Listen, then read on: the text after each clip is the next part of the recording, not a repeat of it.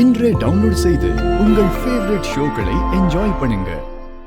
அப்பனே முருகா, என்னை பெத்தவனே, நான் கொடுத்த வாக்க நீதான் எனக்கு துணையா நின்று நிறைவேற்றி வைக்கணும். இவங்க எல்லாரும் நான் தப்பு செஞ்சுட்டேன்னு சொல்லுதாவ. ஆனா நீ சொல்லு, நான் செஞ்சது சரியா இல்ல தப்பா? சரிண்டா, எனக்கு நீயே சகுனம் காட்டு.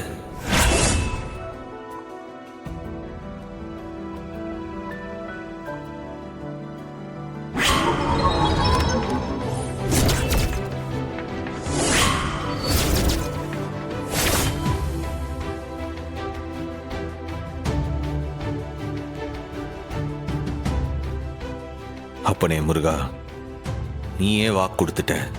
இனி யாருக்கும் நான் பயப்பட போறதில்ல, எதுக்காகவும் பயப்பட போறதில்ல. தைரியமா கோர்ட்ல நின்னு வாதாடி என் தங்கச்சி வாழ்க்கைய மீட்க தான் போதேன். என்னல வாக்கு கொடுத்துட்டான் கிழிச்சுட்டான்னு சொல்லிட்டு இருக்கிற? நாங்க இங்க நாயா கத்திட்டு இருக்கிறோம், எங்களுக்கு முன்னாடியே உனக்கு முன்னாடி வந்து வாக்கு கொடுத்துட்டான். எப்போ என் அப்பா எனக்கு வாக்கு கொடுத்துட்டான்பா. இது போதும்.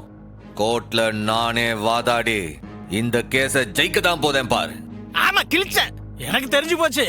இவன் என் குடும்பத்தை நடுத்தருல நிப்பாட்டாம விட மாட்டான். ஆமா சொல்லிட்ட.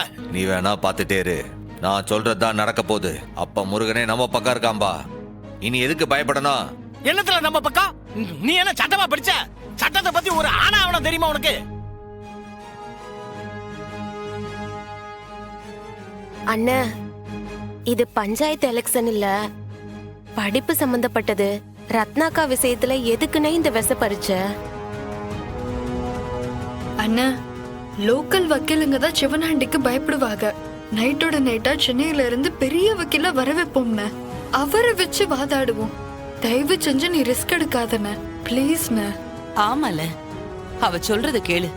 காசு தானே, அதை எங்க இருந்து வேணாலும் ஏற்பாடு பண்ணிக்கலாம். நீ இப்பவே மெட்ராஸுக்கு கிளம்பு.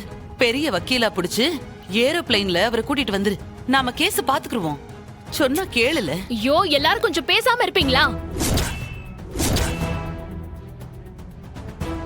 சண்முகம் ஒரு முடிவெடுத்தான், அது 100% சரியாதான் இருக்கும்.